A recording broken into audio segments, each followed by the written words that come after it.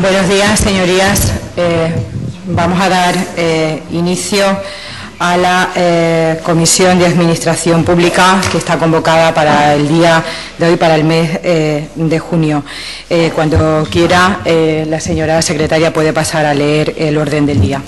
Muchas gracias, señora presidenta. El orden del día para la sesión de hoy, como punto primero, es la lectura y aprobación, si procede, del acta de la sesión anterior.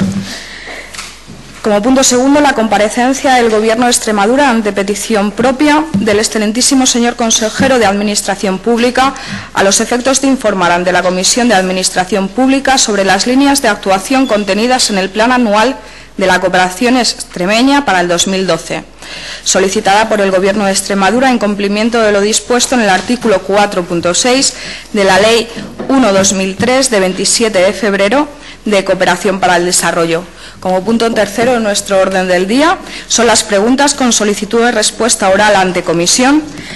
La pregunta 123C sobre actuaciones de colaboración con otras comunidades autónomas acometidas por el Gobierno de Extremadura desde su toma de posesión en el marco y en el área de cooperación al desarrollo, formulada por doña Inés Mireia Conejero Domínguez, retirada con posterioridad en el escrito con entrada y número de registro 4218, la pregunta 125C sobre los efectos de una posible reducción del personal laboral en los servicios esenciales de la Administración Autonómica, formulada por don Alfredo Escribano Sánchez, la pregunta 143C sobre los planes previstos por la Consejería de Administración Pública para la reducción de las retribuciones de los altos cargos y el personal directivo de empresas y entes públicos, formulada por don Víctor Manuel Cascos Ruiz, y la pregunta 158C. ¿Qué recursos tiene previstos destinar el Gobierno de Extremadura para que las entidades locales hagan efectiva la Ley 11/2007 de 22 de junio de acceso electrónico de los ciudadanos a los servicios públicos, formulada por don Juan Manuel Hernández Sánchez? Gracias, señora secretaria. Pasamos a aprobar el acta de la sesión anterior. ¿Tienen sus señorías conocimiento de dicho acta? ¿Hay algún punto que lo aprueba? Bien, pues queda aprobada el acta de la sesión anterior y pasamos al... Señora presidenta. Sí, dígame, don Víctor. Me temo que no se ha registrado, debe haber habido algún error, una petición mía de retirada de la pregunta 143. No, ya lo sé, ha sido seguramente error nuestro. No sé si lo formulo ahora mismo o... Se puede retirar. ¿In voce? Sí. Vale, se puede. Pues don Víctor, Perfecto. queda retirada Pues queda la retirada. pregunta 151 en este caso. La pregunta 143, sí. Que la propuesta Que es la tercera. Que es la tercera pregunta, de acuerdo. Bueno, pues pasamos al segundo punto, que es las comparecencias del Gobierno de Extremadura ante comisión a petición propia del excelentísimo señor consejero de Administración Pública a los efectos de informar ante la Comisión de Administración Pública sobre las líneas de actuación contenidas en el Plan Anual de Cooperación Extremeña para el 2012 solicitadas por el Gobierno de Extremadura. Por supuesto, darle la bienvenida a los miembros del Gobierno de Extremadura y, por supuesto, decirles que, bueno, pues que están en su casa y, una vez más, señor consejero, bienvenido y cuando usted lo crea conveniente puede empezar su explicación. Bien, muchas gracias, señora presidenta. Buenos días, señorías. Comparezco a petición propia para dar cumplimiento al mandato legal que obliga a dar cuenta sobre el acuerdo de Consejo de Gobierno por el cual se aprobó el Plan Anual de Cooperación de la Agencia Extremeña de Cooperación al Desarrollo. Como bien saben todos ustedes, este plan no es más que la concreción o el traslado de las directrices generales que se establecen en el documento básico de planificación que ya fue aprobado en su momento para el periodo 2010-2013. Por establecer una exposición sucinta y breve de los principales aspectos del plan para el año 2012, que fue aprobado en el precitado acuerdo de 23 de marzo, indicarles como primeros objetivos de este plan la eficacia y la calidad en las ayudas. Sabemos que son momentos complicados, son momentos de crisis, no les voy a decir nada que no sepan y que además no esté en el día a día de nuestras agendas. Por tanto, el esfuerzo que se tiene que hacer en este sentido es para abundar en la eficacia y en la calidad de las ayudas, precisamente cuando se ha mantenido un presupuesto idéntico al de los presupuestos del año pasado, y que por tanto tienen que rendir de manera adecuada en este contexto de crisis, además apostando por una idea que el Gobierno asumió y que se asumió también en este Parlamento, y es que los más desfavorecidos, los menos favorecidos por la situación y por las circunstancias socioeconómicas que viven, no se vean afectados por la coyuntura de crisis. Pues bien, en este plan, junto con los dos objetivos básicos que les acabo de apuntar, eficacia en la ayuda y calidad en la ayuda, se establece una línea fundamental, un eje sobre el que va a pivotar toda la actuación durante este año 2012, que es erradicar la pobreza o contribuir a erradicar la pobreza. No es nada nuevo, evidentemente es un eje que ha estado siempre incorporado a las actuaciones de la Agencia Extremeña de Cooperación, pero lamentablemente sigue estando presente, y no podía estar este plan ayuno de atender a este eje. Junto a este objetivo general o este eje general sobre el que pivota todo el plan, que sería erradicar la pobreza o contribuir a erradicar la pobreza, el plan presentado y el plan aprobado por el Gobierno de Extremadura contiene e integra una serie de prioridades horizontales y otra serie de prioridades de carácter sectorial. Estas prioridades horizontales, y posteriormente les indicaré también, como les digo, las sectoriales, lo que tratan es de favorecer, redundar de manera positiva en la contribución a ese objetivo más general, ese eje general, que es la erradicación de la pobreza o contribuir a la erradicación de la pobreza. Entre estas prioridades horizontales estaría, en primer lugar, la inclusión social y, en puridad, la lucha contra la pobreza, la promoción de los derechos humanos, la gobernabilidad democrática, es decir, la fortaleza democrática de las instituciones en estos países, que supone, yo creo que queremos todos, un presupuesto previo, una base fundamental para que se puedan desarrollar los objetivos anteriormente citados. Y, por supuesto, como tampoco podría ser de otra manera, y ha sido también un eje esencial dentro de las actuaciones de la Agencia Extremeña de Cooperación y yo creo que en general de toda la acción exterior española, la sostenibilidad ambiental. Entendemos que estas prioridades horizontales, la inclusión social, los derechos humanos, la gobernabilidad democrática, el fortalecimiento democrático y la sostenibilidad ambiental contribuyen de manera decidida, precisamente, si no a erradicar de manera directa la pobreza, que requiere un periodo y unas actuaciones mucho más estructurales, sí a contribuir de manera decisiva al objetivo esencial que nos hemos marcado. Dentro de lo que son las prioridades sectoriales, se incide especialmente en la especialización. Esto es, se trata de abandonar una cooperación generalista, una cooperación en algunas ocasiones abstracta, para irse a la especialización, aprovechando sobre todo las ONG, los sectores donde se tiene mejor capacidad, mayor conocimiento, mayor experiencia, y sobre todo existen actores que reúnen estos condicionantes. En este sentido, dentro de la prioridad sectorial más importante estaría la que se otorga al mantenimiento de la salud o al fomento de la salud, sobre todo como un objetivo del milenio en el ámbito geográfico de África. Precisamente al hablar de ámbito geográfico, este plan del 2012 mantiene el principio de concentración geográfica de las ayudas esencialmente en 10 países, 5 africanos y 5 latinoamericanos. Africanos: Camerún, República Democrática del Congo, Guinea-Bissau, Mali y Mozambique.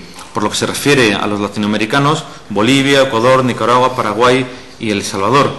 Seguimos considerando adecuado, también por directriz del plan plurianual, que es importante para el buen rendimiento, para esa eficacia y calidad que apuntábamos de las ayudas de la Agencia Extremeña de Cooperación, este principio de concentración geográfica que supondrá y que supone, de hecho, que el 70% de las ayudas convergen en los países anteriormente indicados. Pues bien, junto a esto, el eje fundamental y los ámbitos que les acabo de indicar, ¿cuáles serían otras novedades importantes de este Plan Anual 2012? Pues en primer lugar, la importancia que desde la Agencia Extremeña de Cooperación se da a la formación y a la educación. Entendemos que dentro de lo que serían los objetivos de fortalecimiento democrático, fomento de los derechos humanos, también sostenibilidad de las actuaciones, la educación, la formación en capital humano resulta absolutamente esencial para el buen fin de las ayudas de la agencia. En este sentido, se tiene ya previsto firmar. Se ha estado en intenso contacto con la Universidad de Extremadura para que la Universidad de Extremadura tenga un papel importante, un papel fundamental en esta línea de formación y educación en el ámbito de la Agencia Extremeña de Cooperación, fomentando el conocimiento a todos los niveles educativos.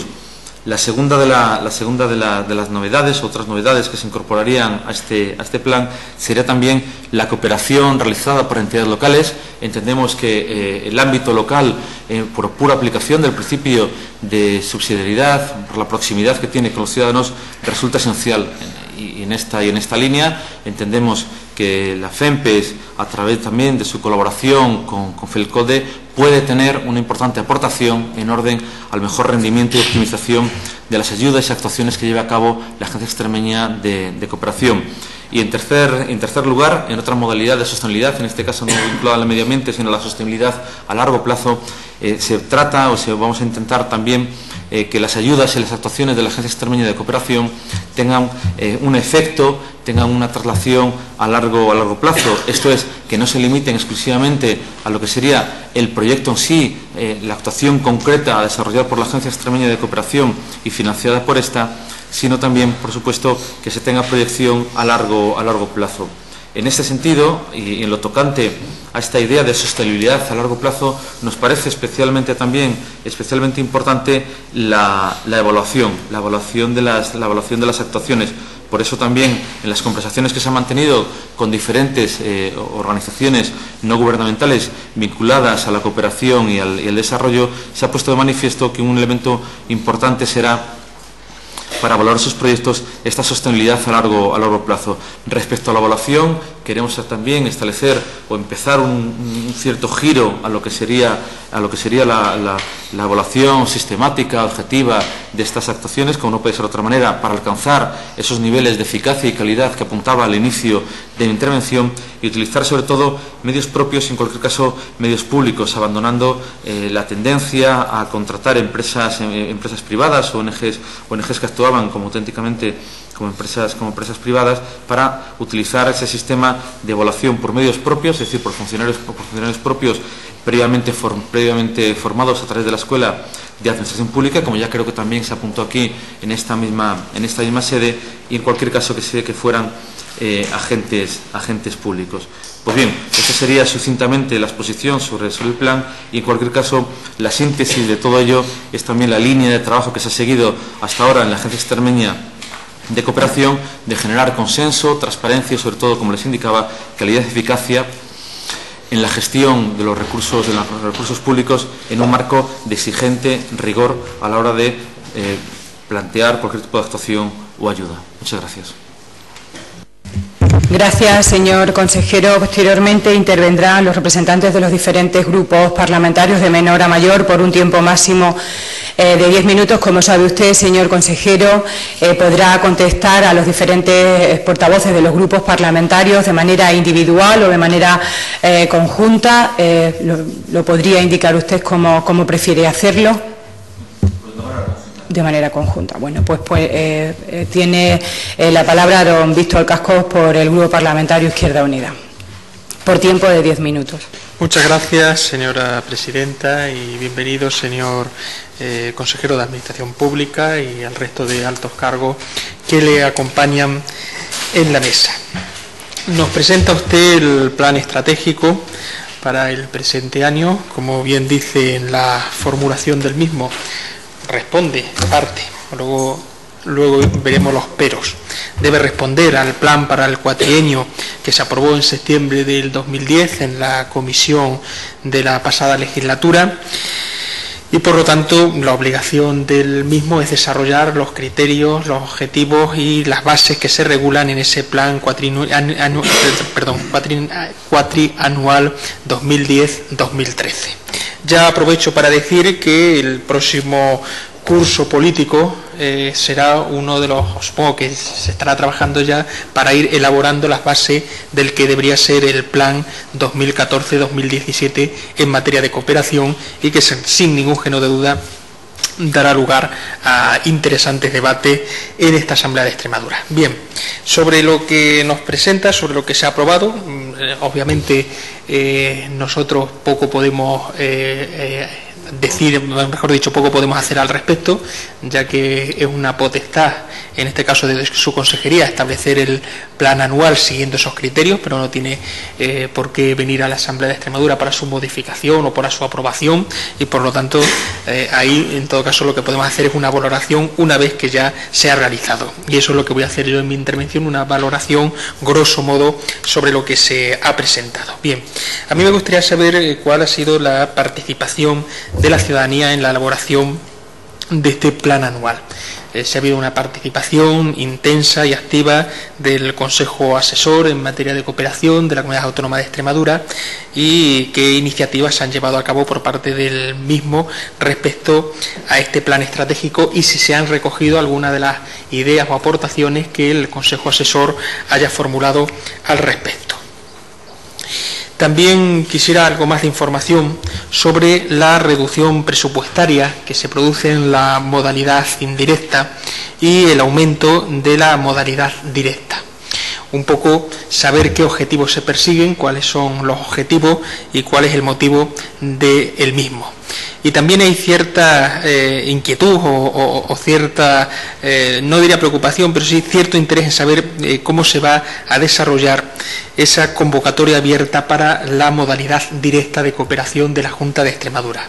Es decir, cuál es los criterios que se van a seguir, cómo se va a desarrollar esa novedad, que eso sí es una novedad que se produce en el presente plan anual.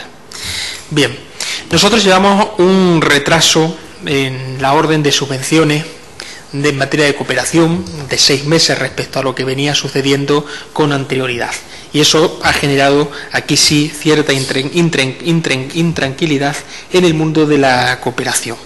Un retraso por distintos motivos, justificable la mayoría, pero un retraso que presuponen problemas para la ejecución de muchos de esos proyectos. Y en ese sentido, aunque yo sé que no está en el guión, sí me gustaría conocer información sobre cómo se va a intentar solventar esa situación para que terminemos el año con la ejecución del presupuesto que tiene asignado este plan, que está en torno a 13 millones de euros.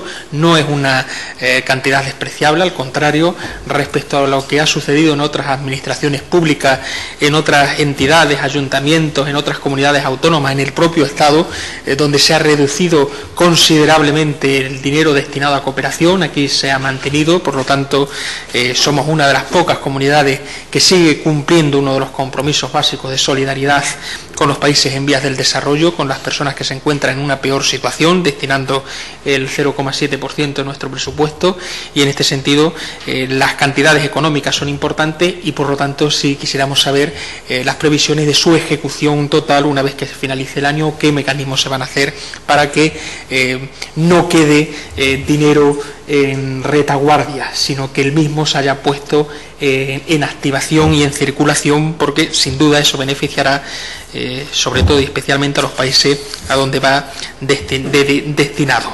Bien, formación como medio. Usted en la breve intervención que ha tenido y en el propio plan se especifica habitualmente esa expresión, la importancia que le van a dar ustedes a la formación. Sí me gustaría saber si la misma se entiende para el personal de la AESCLIS, de la agencia, o también para otros actores que estén involucrados en la cooperación al desarrollo. Si va a ser una formación para el personal de la Junta de Extremadura, o van ustedes a trabajar en la formación de organizaciones, de las organizaciones no gubernamentales, en fin, cómo piensan ustedes desarrollar esa línea. Sobre la base reguladora de la orden de subvenciones, que también sé que no está en el guión, pero no puedo evitar mencionarlo, sí nos preocupa una cosa, y es que en la práctica se puede valorar de igual manera los proyectos de organizaciones recién instaladas en la comunidad autónoma respecto a otras que tengan un largo recorrido. Y yo soy de la opinión de que hay que valorar el esfuerzo y la dedicación de años del sector de la cooperación de Extremadura, y que sí hay que tener en cuenta esa dedicación que muchas organizaciones extremeñas vienen dedicándole a la cooperación al desarrollo, y por lo tanto sí debería figurar de alguna forma como prioritario esas organizaciones que tienen una trayectoria, que tienen personal formado, que tienen una historia de participación en los países del sur, que conocen el terreno y que ya han sido además valorados por la propia Agencia de la Cooperación en pasadas ediciones. Por lo tanto, cabe suponerles capacidad, entrega frente a otras organizaciones que se puedan crear recientemente, aunque obviamente también somos partidarios de que se cuente con las mismas, pero sí debe valorarse ese esfuerzo y dedicación del sector de la cooperación en Extremadura. Y termino.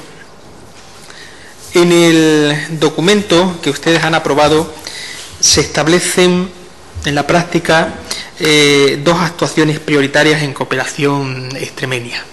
Por una parte, se indica en África, Mali, Mozambique, Guinea-Bissau, República Democrática del Congo y Camerún; en América del Sur, Ecuador, Bolivia y Paraguay; y en Centroamérica, El Salvador y Nicaragua. Eso en función de los criterios con los que se venía trabajando en ediciones anteriores. Y se añade una segunda consideración de territorios preferentes en América Latina, Haití, Perú, Colombia, República Dominicana, y en África la población saharaui. Y hay cierta confusión acerca de cuál de estos territorios se va a considerar como preferentes y por lo tanto objeto de ese 70% de las cantidades presupuestarias que se manejen para el presente año.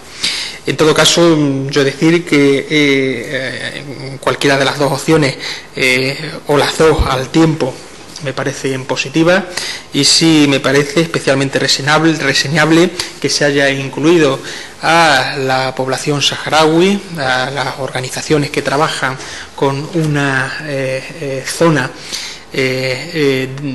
con la cual Extremadura y en general este país ha tenido una trayectoria de hermanamiento importante. Somos en parte responsables, somos responsables, sin ningún género de duda, junto con el resto de la comunidad internacional, del abandono en el que se ha encontrado la población saharaui.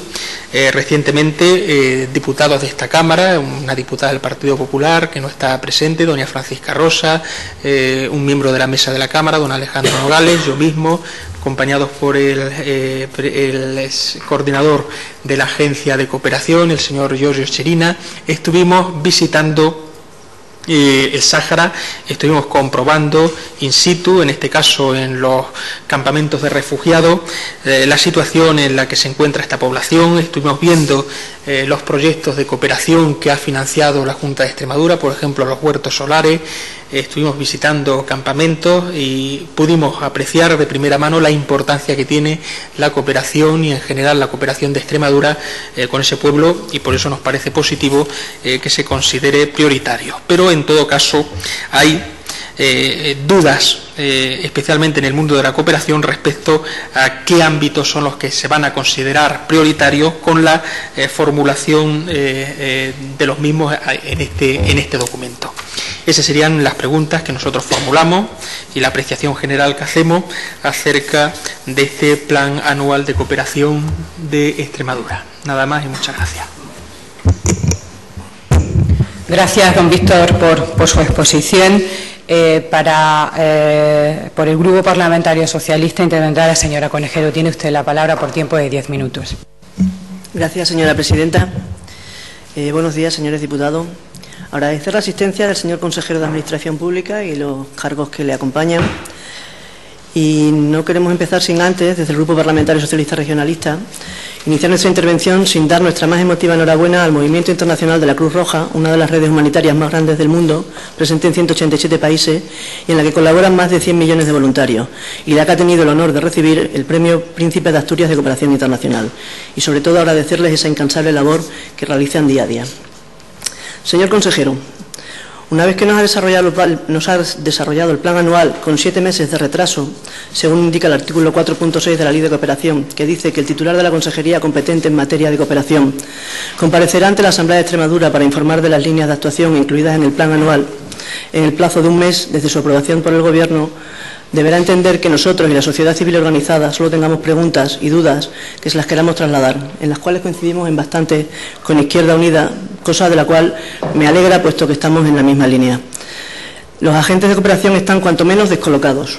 Lo primero que nos llama la atención es que en las bases reguladoras, como instrumento que desarrolla este plan, han introducido modificaciones en algunos de sus artículos bastante significativas. El artículo 7 es una muestra de ello y los criterios de valoración de los proyectos es otra de ellos. El proceso de elaboración de las bases reguladoras, con 6 meses de retraso, según los tiempos que la ECI venía actuando en anteriores convocatorias, se ha producido sin la consulta de esas modificaciones anteriormente citadas en el Consejo Asesor. Consejo Asesor en el cual, en su primera intervención, usted se comprometió a que los miembros de cada grupo parlamentario seríamos miembros. Seguimos sin estar invitados a él y a ninguna de sus pocas reuniones que ha mantenido. Lejos de ser estos nuevos criterios de valoración incorporados, instrumentos que avancen hacia nuevos criterios más objetivos, se produce la situación de que prácticamente valoran de igual manera proyectos de organizaciones que se acaban de instalar en la región que los de organizaciones con un recorrido histórico en la región, no viéndose así valorado ese esfuerzo y dedicación de años en el sector de la cooperación extremeña. Todo ello en incumplimiento del párrafo 2 del artículo C del Plan General de la Cooperación 2010-2013. Con respecto a la política de formación como medio, nos gustaría que se nos informase si la formación de recursos humanos que aparecen en el plan se destina exclusivamente al personal de la agencia o a otros actores de la cooperación extremeña. Por otro lado, también nos gustaría que nos explicase, por favor, por qué se ha reducido el presupuesto en la modalidad de cooperación indirecta y, sin embargo, lo ha aumentado en la cooperación directa. También nos gustaría que se nos explicase mejor los criterios y motivos que se han tenido para incluir esos países preferentes que redactan en el plan anual. ¿Qué alude la ECI, aparte de la ECIP, para incluir estos países? Y saber si se mantiene el compromiso con los países prioritarios del Plan General 2010-2013. Quisiéramos que se nos diese una mejor explicación de la política que la ECI va a llevar en materia de cooperación mediante la concesión directa, mediante convocatoria abierta, el artículo 5 del plan anual que tienen ustedes marcado. También nos gustaría, señor consejero, si tiene pensada otra convocatoria para antes de final de año, con la que termine de desarrollar el compromiso presupuestario al cual usted se comprometió. Por último, señor consejero, dentro de la valoración que hemos hecho del plan general, decirle que el retraso en la publicación de la convocatoria de subvenciones hasta el 22 de mayo, con fecha máxima de presentación de solicitudes de 40 días y hasta 6 meses para su resolución, supone, cuanto menos, el desmantelamiento del tejido social que conformaban las ONGs en la región, el incremento del desempleo y la hiperprecarización de los profesionales de la cooperación en la región. Casi 200 personas trabajaban, según los últimos estudios, en el 2010 por la propia ECI. La incapacidad para atender las demandas de ayuda humanitaria ante situaciones como la crisis alimentaria que está sucediendo ahora mismo en el Sahel. La paralización de los procesos de transformación social y comunitaria que se están llevando a cabo en países del sur en un momento de crisis que se ceba especialmente con las personas que residen en los países más empobrecidos. Señor consejero, usted es muy amigo de cifras, de citas y dichos, señor consejero. En el mundo de la cooperación hay una realidad, que no un dicho. Nuestra crisis la pagamos en parados. Estos señores y estos países lo pagan en muertos. Nada más y muchas gracias.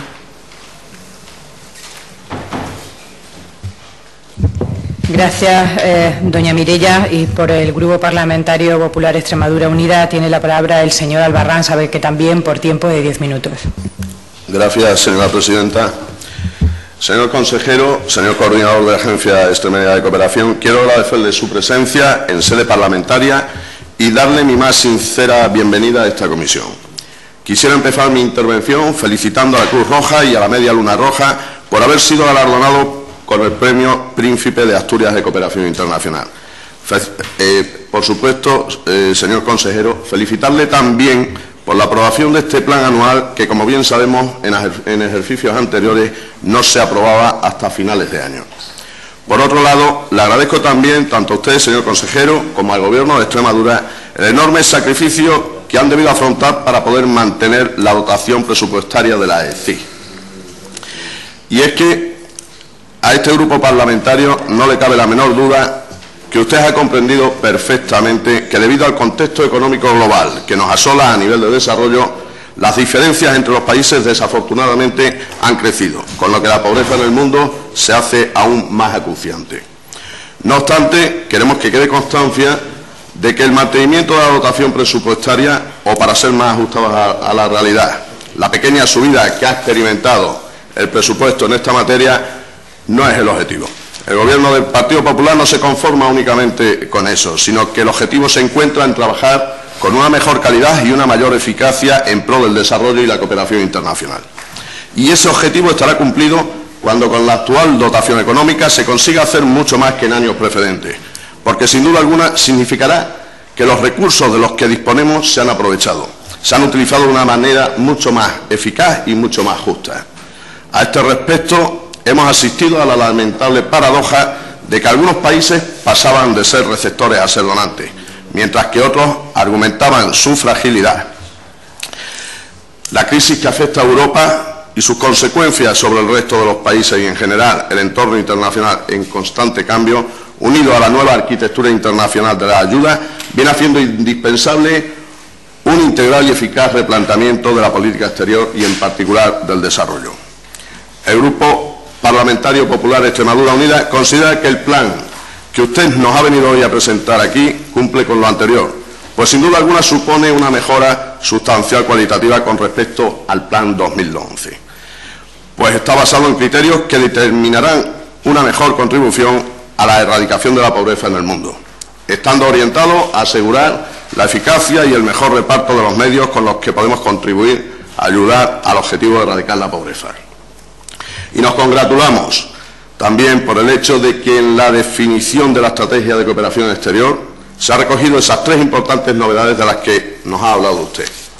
En primer lugar, el establecimiento de la formación, educación e investigación como motor de desarrollo, siguiendo por primera vez de una forma extensiva la recomendación contenida en el punto 5212 del Plan General de la Cooperación Extremeña, primando, como usted muy bien ha apuntado, las inversiones en capital humano respecto de las relacionadas con bienes y equipos.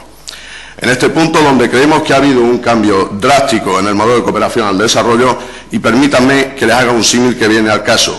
El Gobierno de Extremadura está absolutamente convencido de que no se trata únicamente de ofrecer peces, sino de facilitar la caña para que se puedan practicar la pesca, pero no olvidándose nunca de enseñarles a utilizar esa caña. Y sin duda alguna, esta apuesta, la apuesta inequívoca por la formación, es una gran apuesta del Gobierno del Partido Popular. Nosotros no esperamos que la ECIG intensifique la colaboración con la Universidad de Extremadura y con otras entidades educativas, sino que estamos convencidos de ello. En segundo lugar, la coordinación entre la cooperación autonómica y la local para evitar duplicidades. Y en tercer lugar, la apuesta clara por la sostenibilidad que pasa del 5% a un 10%. Sin duda alguna, es una gran noticia que en tiempos difíciles donde no se puede poner una mayor cuantía económica para afrontar un fin tan necesario como el que se persigue con la cooperación al desarrollo, sí se ponga toda la calidad al servicio de un interés común, al servicio de la cooperación al desarrollo con fines tan encomiables como necesarios. Y es esa la bandera del Gobierno de Extremadura, la bandera del Gobierno del Partido Popular, la calidad y la eficacia, consiguiendo también optimizar el gasto a través de una rigurosa gestión económica, porque lo que ha quedado demostrado, señorías, es que más gasto no implica mejor servicio, mejores actuaciones, sino que de lo que se trata es de conseguir un correcto equilibrio entre gastos y prestación de servicios. Y eso no les quepa la menor duda de que se está consiguiendo. En este sentido, la transparencia y la rendición de cuentas merecen una atención especial. Estamos totalmente de acuerdo con usted, señor consejero, en que es necesario que la distribución de presupuestos de la Agencia Extremeña de Cooperación Internacional para el Desarrollo se ajuste de una vez por todas a las normas contables que regulan la clasificación económica de gastos de la Comunidad Autónoma de Extremadura y que los ciudadanos puedan tener un conocimiento claro y transparente, sin escollos y sin ingenierías contables. Desde luego, es una prioridad global en la que tanto el Gobierno de Extremadura como el Gobierno de España han demostrado estar comprometidos a través, por ejemplo, de la Ley de Transparencia, Acceso a la Información Pública y Buen Gobierno, en la que todos los grupos parlamentarios están trabajando también en Extremadura. Este es un asunto crucial que nos interesa a todos y por ello todos debemos participar para lograr que nuestra cooperación internacional al desarrollo goce de una cultura de transparencia para todos. Y en ello estamos, señorías, en ello estamos porque el trabajo por hacer es mucho. Gracias, presidenta. Gracias, señor Albarrán. Para contestar a los diferentes grupos parlamentarios, tiene usted, señor consejero, un tiempo de 10 minutos. Muchas gracias, señora presidenta. Contestaré, como les decía, de manera conjunta y ordenada, comenzando con las intervenciones. En el caso concreto del Partido Socialista hay algunas de las cuestiones que nos ha planteado que ya lo había hecho el señor Víctor Casco, por tanto, permítame que a la vez que conteste al señor Víctor Casco, le conteste a ustedes también. En relación, señor Víctor Cascos, en relación a la participación del Consejo Asesor, esta ha sido la que tiene que ser, es decir, no se puede adoptar ningún tipo de actuación en esta materia, en la elaboración del plan, sin contar con el Consejo Asesor. En ese sentido, yo realmente discrepo con la opinión o con la convicción, que no sé si es opinión o convicción, de la representante del partido, de la portavoz del Partido Socialista, habida cuenta de que nuestra percepción es que las ONGs no están ni mucho menos descolocadas. Es decir, yo personalmente me he reunido con ellas, el coordinador de la Agencia Extremeña de Cooperación se ha reunido en varias ocasiones y es verdad que existe inquietud, como puede existir inquietud en muchos sectores, precisamente por ese retraso, y ahora me referiré a él porque sí que tienen razón. Pero hay que hablar de que estén descolocadas o que estén preocupadas porque se ha contado con ellas, porque además en este caso concreto estamos hablando de que aquí estamos concretando las directrices de un plan cuatrienal y por supuesto no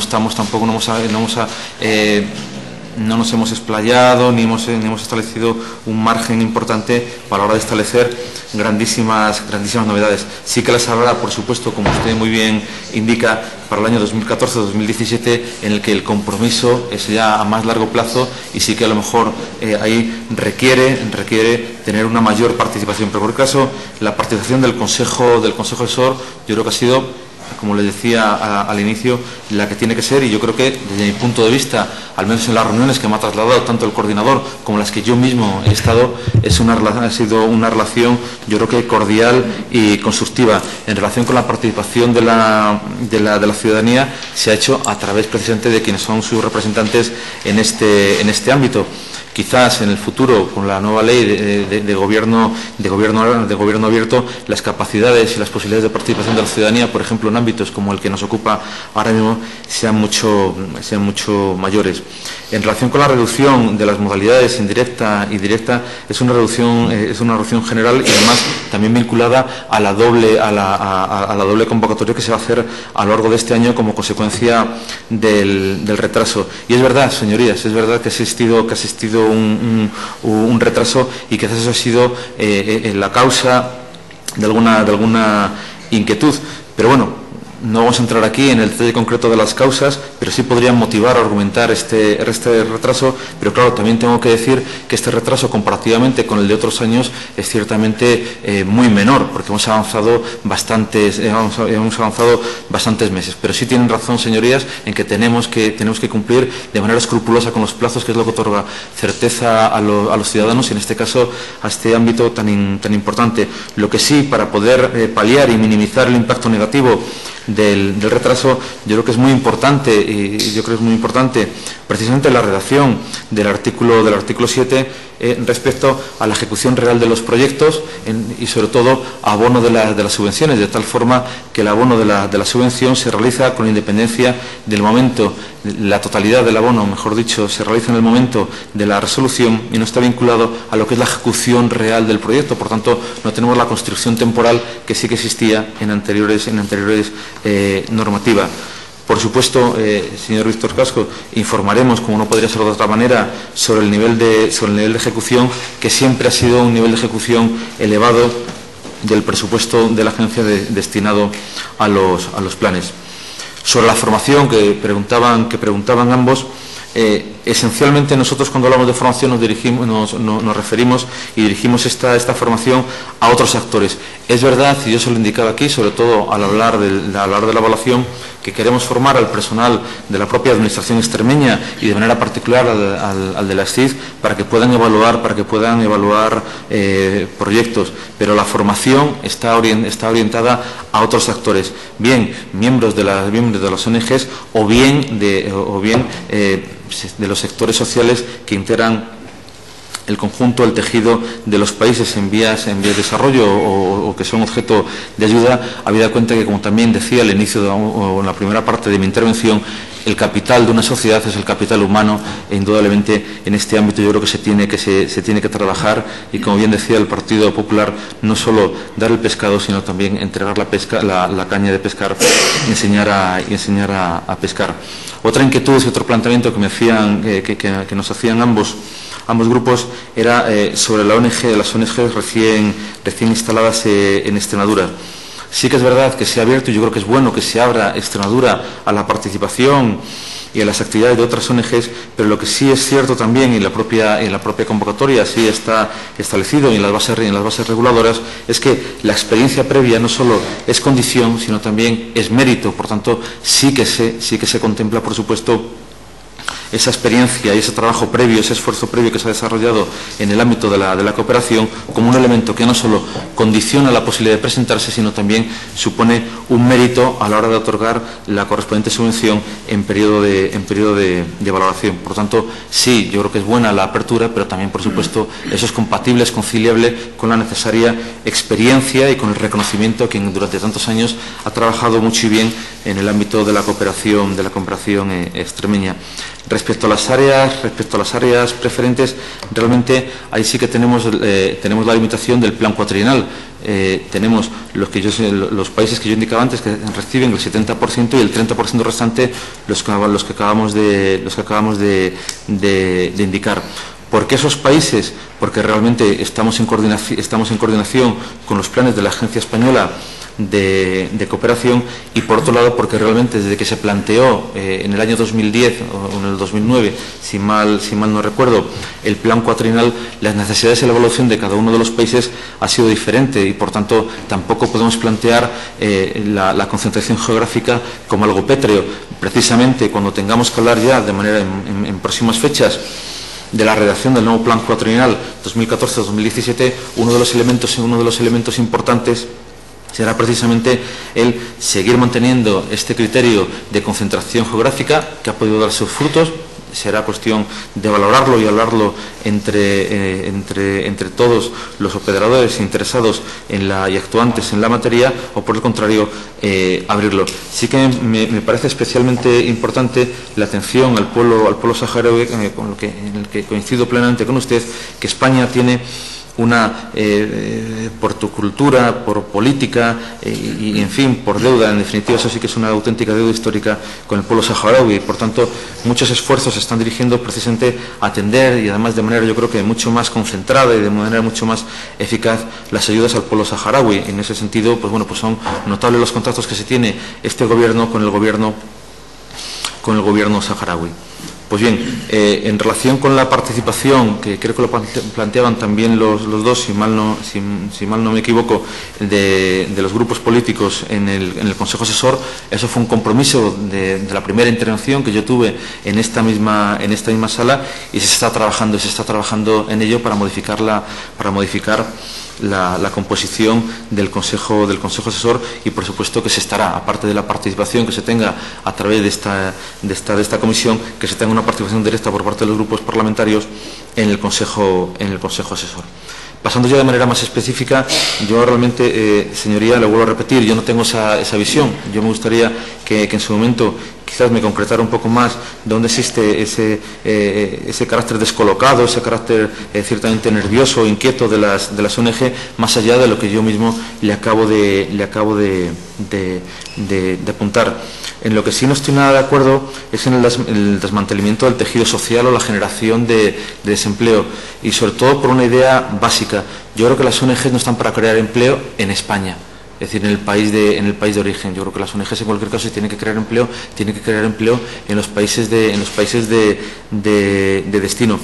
Y me parece raro que se haya producido ese desmantelamiento del tejido social cuando a día de hoy, hasta donde yo conozco, no ha desaparecido ninguna ONG. Lo que sí le digo es que este año nosotros vamos a valorar perfectamente lo que suponen los gastos de las ONGs, no solo destinados a la cooperación en destino, sino también los gastos de infraestructura y, por ejemplo, de nóminas en origen, porque yo le digo, para mí resulta prioritario dentro del concepto, y esto podríamos también debatir sobre el tema. Yo creo que lo prioritario es destinar el dinero de la cooperación a eso, a cooperación, al desarrollo, no a la generación de una estructura o de una macroestructura en origen, que efectivamente rinde, sin duda alguna rinde, pero si nosotros mismos estamos criticando la creación de superestructuras en el ámbito de la administración o en otros ámbitos, realmente, pues a lo mejor habría que valorar la estructura que tienen ahora mismo las ONGs.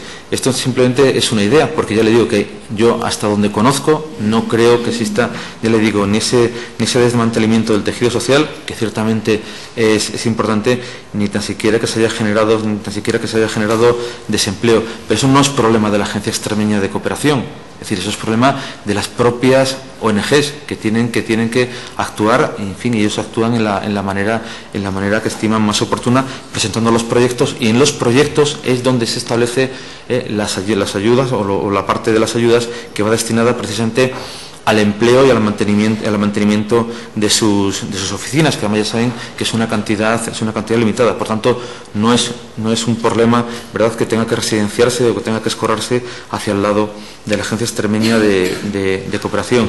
Y respecto a la última cita, tiene usted razón, que me gustan mucho las citas y las palabras, señoría, y tomo nota, pero es algo que por supuesto que sabemos, y precisamente en base a ese compromiso de atender en tiempos de crisis a los más desfavorecidos, se está trabajando y se ha hecho un importantísimo esfuerzo, a veces ya saben ustedes, comprendido por quienes estamos en esta sala, pero a lo mejor no muy comprendido por algunos ciudadanos que padecen esta crisis, que se mantenga, y este Gobierno así lo asume, y yo creo que el resto de grupos parlamentarios, el mantenimiento de las ayudas en materia de cooperación al desarrollo. En relación con lo planteado por el Partido Popular, agradezco por supuesto también, como el del resto de grupos, su intervención, y no duden que los criterios de calidad, eficacia y optimización del gasto son los que rigen y los que tienen que regir las actuaciones de la Agencia Extremeña de Cooperación, y sobre todo hacer especial incidencia, porque además no es otra cosa que la otra cara de la moneda de la calidad, de la eficacia y la optimización del gasto, que es la transparencia y la rendición de cuentas.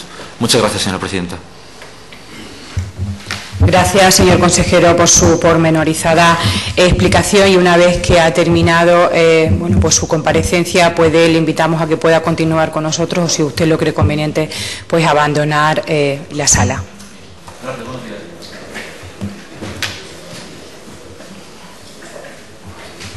Pasamos al tercer punto del orden del día, que son las preguntas con solicitud de respuesta oral ante comisión. Como sabrán ustedes, la pregunta 3.1, la primera pregunta, ha sido retirada, como bien leyó la señora secretaria, y por lo tanto pasamos a la pregunta 3.2 sobre los efectos de una posible reducción de personal laboral en los servicios esenciales de la Administración autonómica, formulada por don Alfredo Escribano Sánchez. Tiene usted la palabra por tiempo de 3 minutos.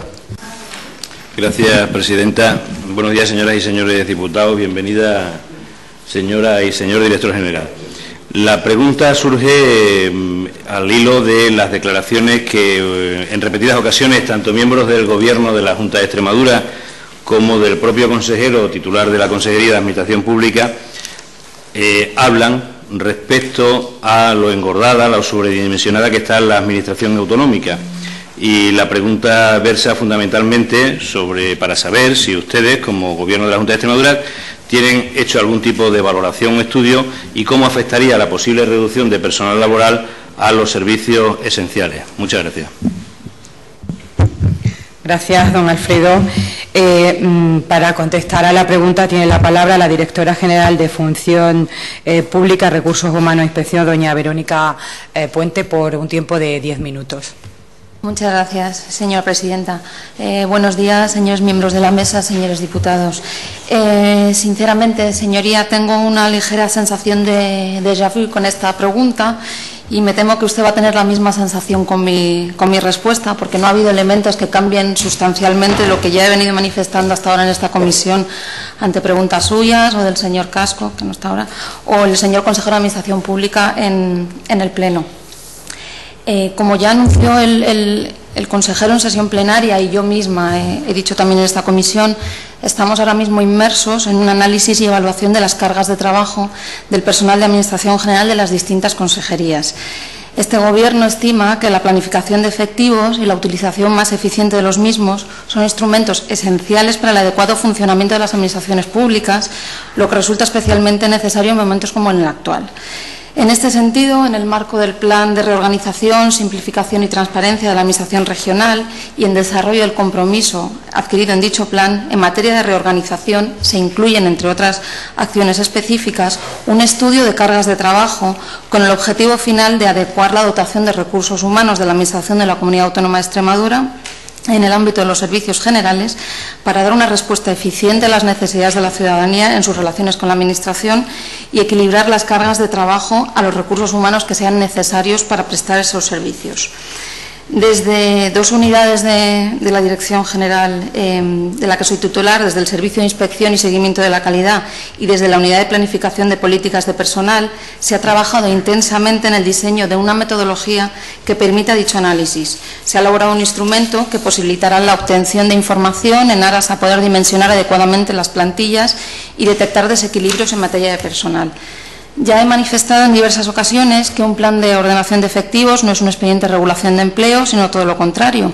Estamos estudiando de forma seria y rigurosa no solo con cuántos puestos de trabajo cuenta esta Administración, sino también cómo están distribuidos en los distintos servicios administrativos y cuál es la carga de trabajo que cada uno de los empleados públicos de nuestra Administración tiene en dichos puestos. En definitiva, se trata de realizar un análisis de cuál es la situación de la Administración y qué podemos hacer para que haya un mejor funcionamiento de la misma. Para eso le aseguro que no hay que pensar en reducción de personal, sino en cuáles son las medidas que se deben adoptar para ser capaces de que los empleados al servicio de la Administración rindan de la forma más adecuada y eficaz dentro de la organización administrativa, aunque sean servicios distintos a los que estaban asignados en un principio. Todo ello en aras de lanzar una idea fundamental, que es la del reconocimiento y conocimiento social del trabajo de los empleados públicos, porque ciertamente lo que la ciudadanía tiene que conocer es que los servicios públicos funcionan y funcionan bastante bien. No descubro nada nuevo diciendo que el empleado público es quien ejecuta las políticas de esta Administración, es la figura visible ante el ciudadano. Y sin el empleado público, todo lo que podamos decir aquí o todo lo que se ha dicho con anterioridad queda en una mera declaración de buenas intenciones. Eso es todo. Gracias, doña Verónica, por su contestación. Y para turno de réplica, don Alfredo tiene 5 minutos. Gracias, presidenta. Señora directora general, efectivamente usted hace una valoración global y dice que ya ha venido aquí a decirlo varias veces. Mire, nosotros cuando intervenimos, y me imagino que ustedes también y sus diputados también, tanto desde la perspectiva del grupo que soporta al Gobierno como del grupo mayoritario que hace la oposición, no lo hacemos para enterarnos nosotros de lo que ustedes nos quieren contar, lo hacemos para que la ciudadanía se enteren de qué es lo que estamos haciendo efectivamente. Y por eso se hace en sede parlamentaria, que es donde se deben de tomar las grandes decisiones y donde se deben de dar los grandes debates.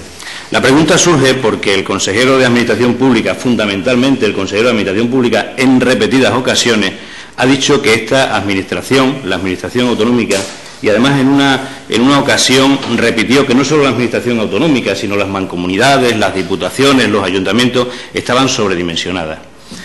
Y no lo digo para que usted lo sepa, efectivamente, porque usted lo sabe, yo también lo sé perfectamente, pero en la Administración hay varios tipos de colectivos y hay varias regulaciones jurídicas.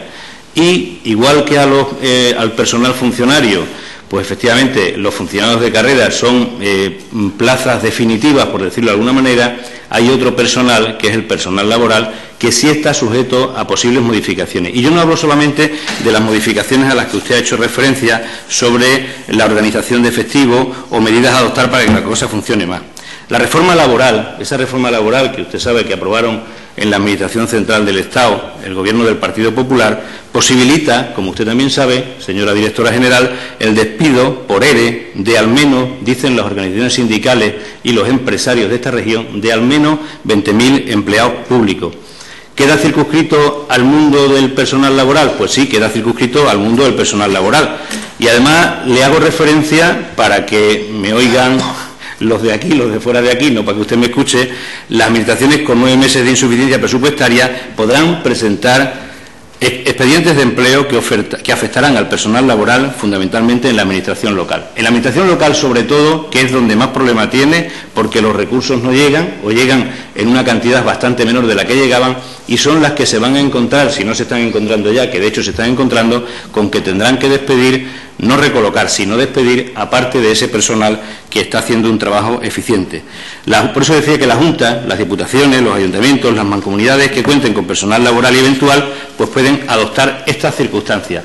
Y además, desde nuestra perspectiva, desde la perspectiva del Grupo Parlamentario Socialista Regionalista, con el agravante, es decir, una cosa es que tengas que cumplir las leyes y otra cosa, como usted sabe, es que estemos de acuerdo o no estemos de acuerdo con alguna normativa, con el agravante de que no necesitan el visto bueno de la autoridad laboral competente, que le daba cierta garantía de control, porque estamos hablando de la administración pública.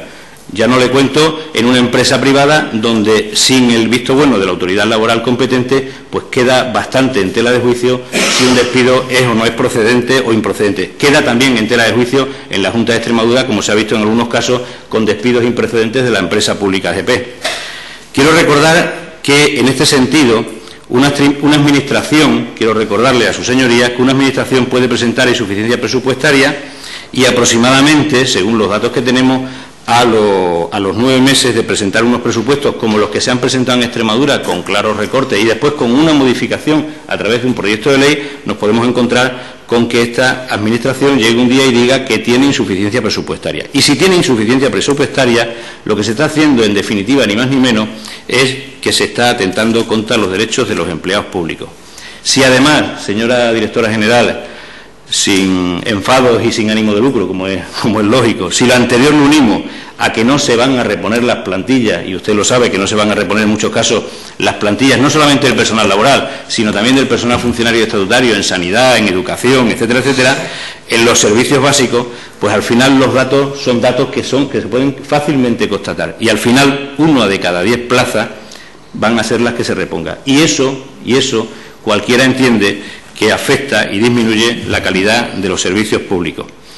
Volvemos a escuchar en repetidas ocasiones al Gobierno de la Junta de Extremadura decir que hay que optimizar los recursos. Efectivamente, lo han dicho en varias ocasiones, es su obligación, y que el sector público extremeño es el más elevado del país comparado con la población. Pero hay un detalle que ustedes nunca ponen encima de la mesa y siempre tenemos nosotros que terminar hablando de él como si estuviéramos obsesionados. ¿Qué pasa con el territorio? ¿Qué pasa con la orografía? ¿Qué pasa con la diseminación de la población en ese territorio? Porque cuando hablamos de trabajadores públicos y de trabajadores de empresas públicas, que pueden ser o no ser públicos, pueden ser contratos privados, estamos hablando de prestación de servicios a la ciudadanía y estamos hablando de calidad de los servicios públicos, y ahí no podemos contabilizarlo como números, sino que tenemos que pensar en la gente, tenemos que pensar en los ciudadanos y en las ciudadanas. Por lo tanto, quizá nuestra administración tiene excesivo personal, pero si la comparamos con una población y con un territorio como el de Madrid, no por nada, sino simplemente porque está más concentrado y hay menos territorio, pues quizás fuesen mucho. Pero teniendo en cuenta nuestro territorio y la diseminación de la ciudadanía en ese territorio, yo creo que nuestros empleados, tanto funcionarios como laborales como estatutarios, cumplen un servicio a la comunidad y en absoluto, y lo dicen las propias organizaciones sindicales en sus memorias y las propias organizaciones empresariales, en absoluto están sobredimensionados. La pregunta, por lo tanto, es, teniendo en cuenta que la Junta tiene aproximadamente 8.000 laborales y que el Estado está en torno a los 1.500 en Extremadura, en el caso de que se produzca, ¿cuántos empleados públicos pueden verse afectados y en qué medida en Extremadura? Porque está claro que si esto no se soluciona, desde su perspectiva, desde la perspectiva de su Gobierno a nivel nacional y a nivel regional, la cosa la tienen crudos ciertos ciudadanos que trabajan de una manera o de otra con cargo a la Administración o que prestan ese servicio a la Administración, sea de forma directa o de forma indirecta. Muchas gracias, presidente. Gracias, don Alfredo. Para turno de dúplica tiene usted la palabra por 5 minutos, señora directora. Muchas gracias, señora presidenta. Señor escribano, permítame que le recuerde que el consejero de Administración Pública descartó rotundamente en ruedas de prensa, en sesiones parlamentarias, que el Gobierno extremeño vaya a despedir a personal laboral fijo. Ha insistido en que se regularizarían las situaciones en la medida de lo posible, tanto por el bien de los extremeños como por el bien de la comunidad autónoma. Por otra parte, el Gobierno de Extremadura, y quiero insistir en esto, no va a tomar ninguna decisión respecto a reordenaciones de efectivos de la Administración regional hasta que no se conozcan los resultados de los estudios de cargas de trabajo que se están haciendo. Les puedo avanzar que en estos momentos se está trabajando por parte del personal de mi dirección general con medios propios, quiero recalcar eso, en 2 departamentos de esta Administración, en la Consejería de Agricultura, Desarrollo Rural, Medio Ambiente y Energía y en la Consejería de Administración Pública, en realizar estos estudios de cargas de trabajo, de los que espero poder tener resultados a finales de este mismo mes. Les reitero que estos trabajos de análisis que se inician tras la aprobación del plan RST tienen el objetivo que tienen, que es el de reorganizar el trabajo y los recursos humanos de la Administración. Por lo tanto, hasta que no se conozcan los resultados, no se va a tomar ninguna decisión respecto a la dimensión global de la plantilla de empleados públicos. No soy partidaria, señor escribano, de moverme en el terreno de las hipótesis, sino en el terreno de los hechos. No creo que sea pertinente lucubrar sobre cómo se verían afectados los servicios esenciales si se redujese el personal laboral. No se ha reducido el personal laboral, se mantiene el mismo número de puestos en capítulo 1. Les recuerdo que por ahora solo se ha visto afectado el número de altos cargos y el número de personal eventual. Se siguen contratando sustituciones para los centros, se están sustituyendo las vacaciones, se están sustituyendo las incapacidades temporales, se están sustituyendo permisos por maternidad, liberaciones sindicales, se han convocado recientemente plazas de personal laboral de ofertas pasadas, ha habido exámenes este fin de semana para una lista de espera de peón especial lucha contra incendios. Quiero decir, se está contratando gente, se sigue contratando prácticamente el mismo número de personas. Por lo tanto, en este momento, hablar de la posibilidad de que se haga un ERE en la Administración Pública me parece que es moverme, ya le digo, en el terreno de la hipótesis, no en el terreno de los hechos, y me parece muy peligroso. Eso es todo. Muchas gracias. Gracias, señora directora. Una vez que ha finalizado su pregunta, puede permanecer también con nosotros o abandonar la sala. Y seguimos con el orden del día, con la pregunta 3.4, una vez que saben ustedes que la pregunta 3.3 ha sido retirada por el Grupo Parlamentario Izquierda Unida por el señor Casco in voce en esta comisión. Y la pregunta 3.4 es ¿qué recursos tiene previsto destinar el Gobierno de Extremadura para que las entidades locales hagan efectiva la Ley 11/2007 del 22 de junio de acceso electrónico de los ciudadanos a los servicios públicos? Está formulada por don Juan Manuel Hernández Sánchez, que tiene un tiempo de 3 minutos para poderla realizar.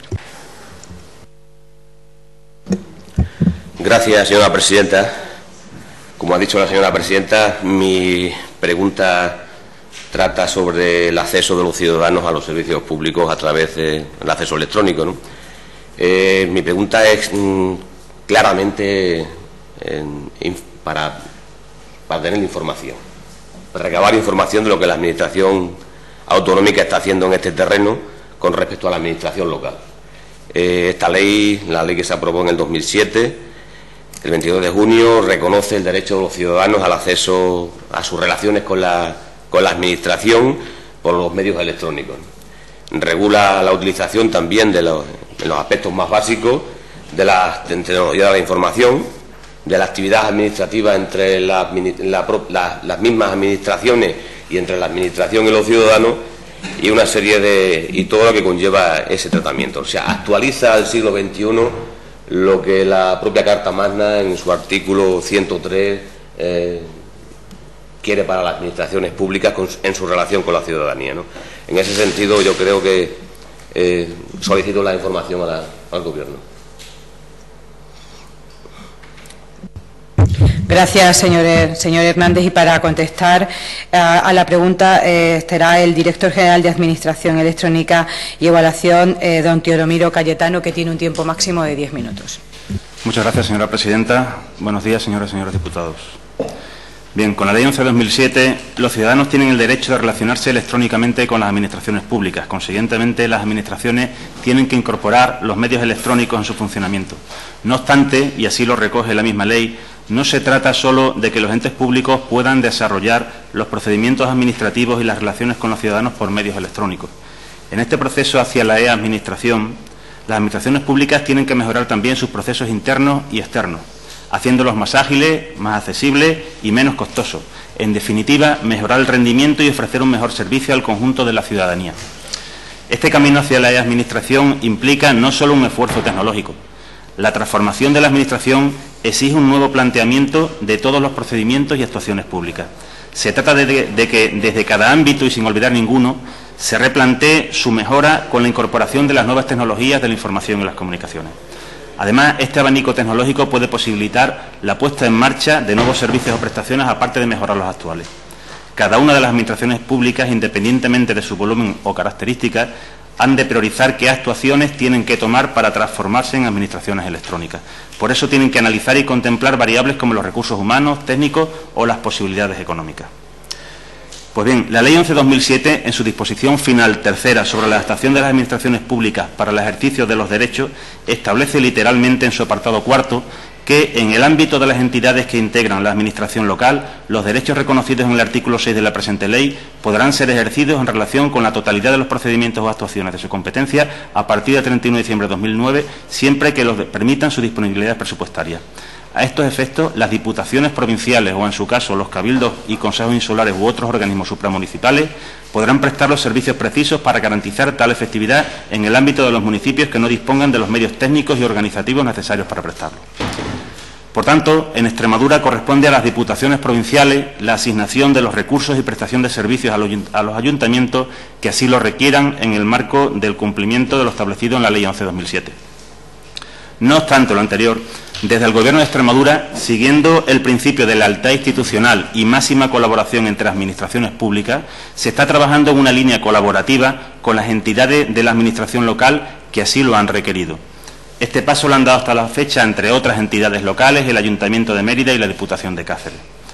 El ámbito de trabajo colaborativo que desde la Dirección General de Administración Electrónica y Evaluación de la Consejería de Administración Pública se está llevando a cabo para facilitar a las administraciones locales de Extremadura el cumplimiento de la Ley 11/2007 se está desarrollando en 3 frentes concretos. En primer lugar, el proyecto Excel. Este proyecto se inicia en el año 2009 al licitarse distintos proyectos encuadrados en determinadas adendas del Plan Avanza y bajo el convenio marco de colaboración entre el Ministerio de Industria, Turismo y Comercio y la Comunidad Autónoma de Extremadura. El proyecto tenía como objetivo desarrollar una plataforma de administración electrónica que permitiese avanzar en este ámbito a las entidades locales de la Comunidad de Extremadura. Se finalizó el desarrollo en el año 2009 y se implantó en pruebas en el año 2010 en el Ayuntamiento de Mérida. Hay que decir que con escaso éxito, ausencia de liderazgo tanto en el seguimiento como en la ejecución y una excesiva dependencia de proveedores externos. Desde 2010 este proyecto se encuentra en punto muerto y por ahora no parece que ni el Ministerio ni las entidades locales hayan demostrado mucho interés en relanzarlo.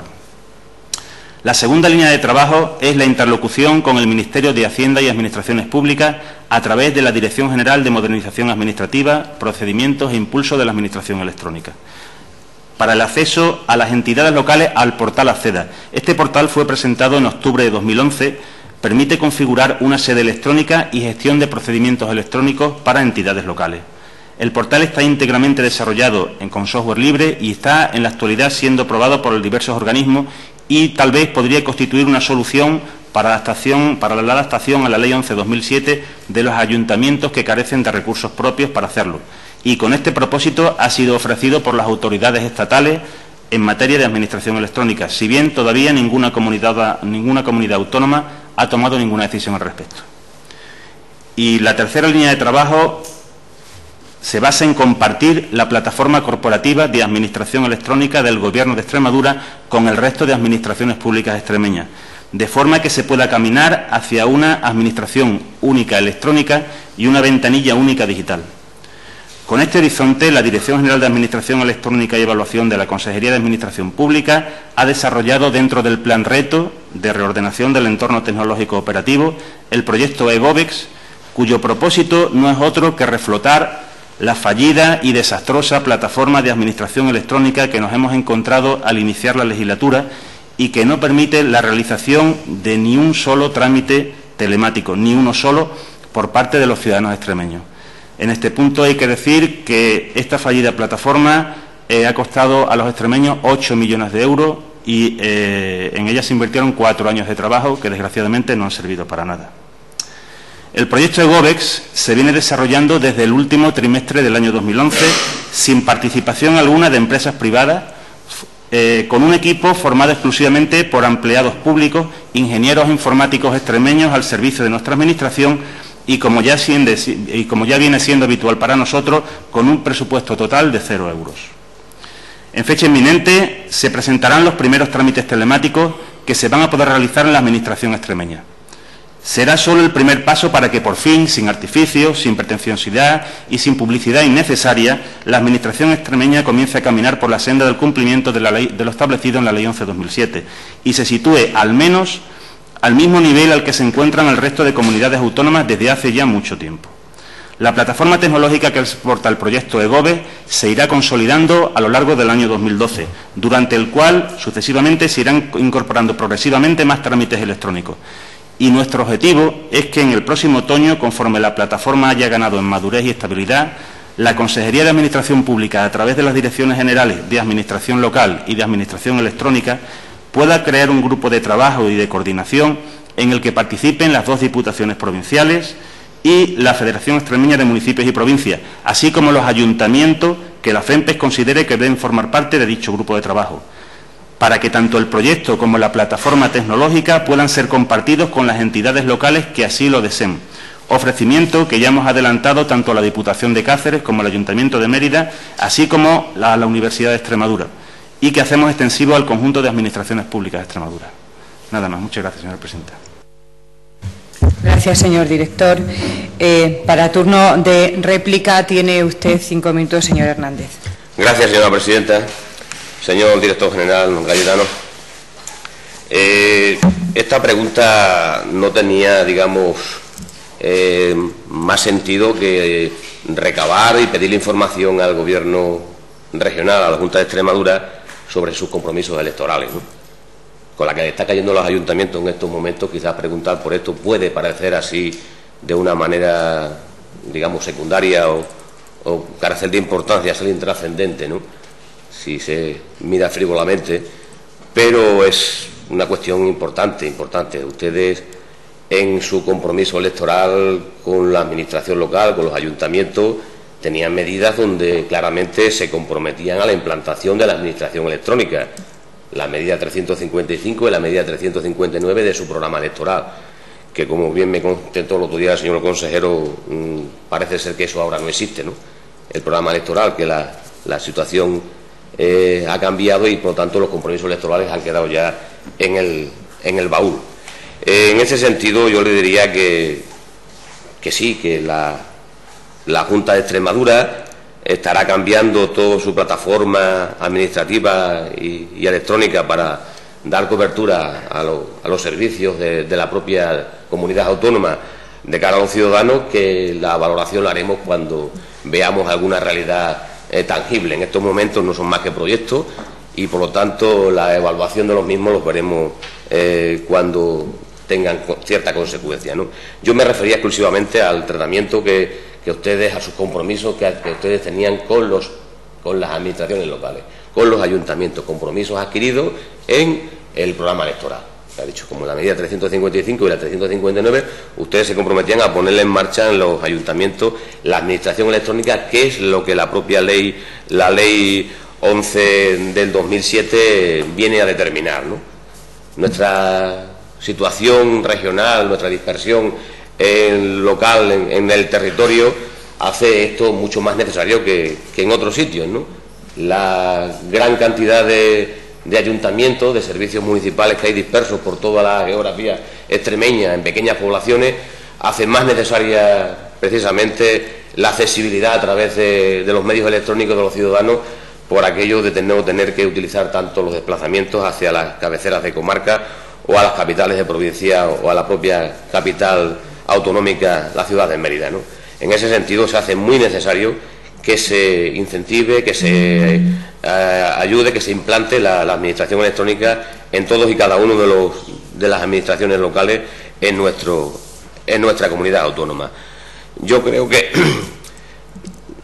con la realidad en estos momentos, precisamente todo lo contrario, ¿no? Lo que está haciendo el Gobierno autonómico con los ayuntamientos es todo lo contrario, en contra de... O sea, no solamente no está modernizando y mejorando nuestros ayuntamientos, sino que lo que está es, digamos, asfixiándolos con todas las medidas que se están adoptando, cargándoles el peso de la crisis, cargándoles el peso de lo que ahora mismo, de la situación, a los ayuntamientos, pues para tener, digamos, una ventana a la salida de las cuentas autonómicas, ¿no?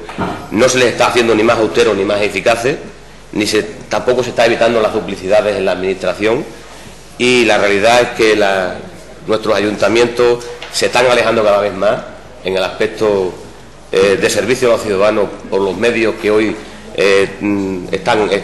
pueden estar a su disposición. Se están alejando cada vez más del siglo XXI y volviendo a la administración totalmente obsoleta, ¿no?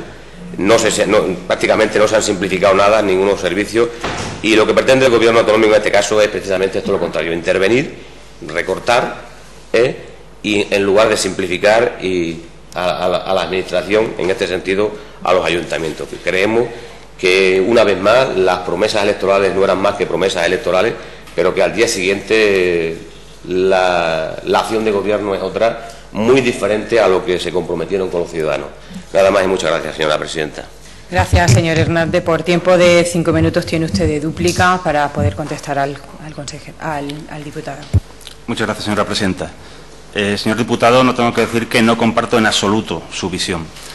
Desde el Gobierno de Extremadura nos ratificamos en nuestro compromiso con la administración local, especialmente en las materias que usted ha mencionado en cuanto a la implantación de la administración electrónica.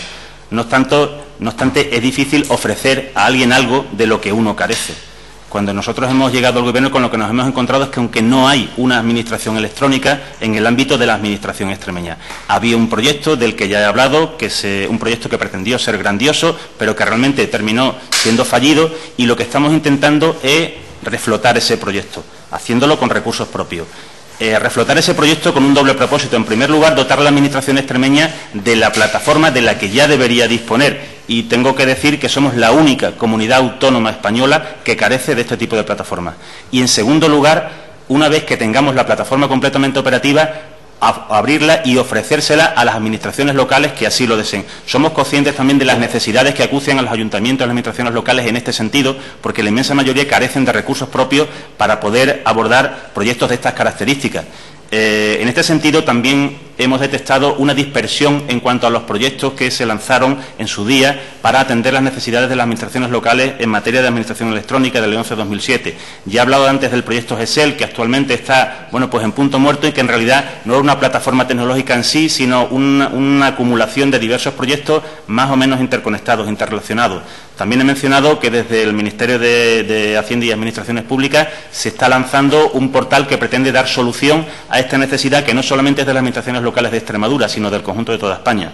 No obstante, es nuestra opinión que el proyecto eGOVES, una vez que la plataforma tecnológica que soporte la administración electrónica en Extremadura esté completamente operativa, consolidada y madura, puede ser una solución muy interesante para todas aquellas administraciones locales de Extremadura que deseen ser beneficiarias de este proyecto. No obstante, esta medida hay que tomarla siempre desde el absoluto respeto a la autonomía municipal y a las competencias de las entidades locales. Por eso lo que pretendremos es crear un grupo de trabajo en el que participen tanto las diputaciones provinciales como de la Federación de Municipios y Provincias. Nada más. Muchas gracias, señora presidenta. Gracias, don Teodomiro. Y finalizado el orden del día, señorías, se levanta la sesión.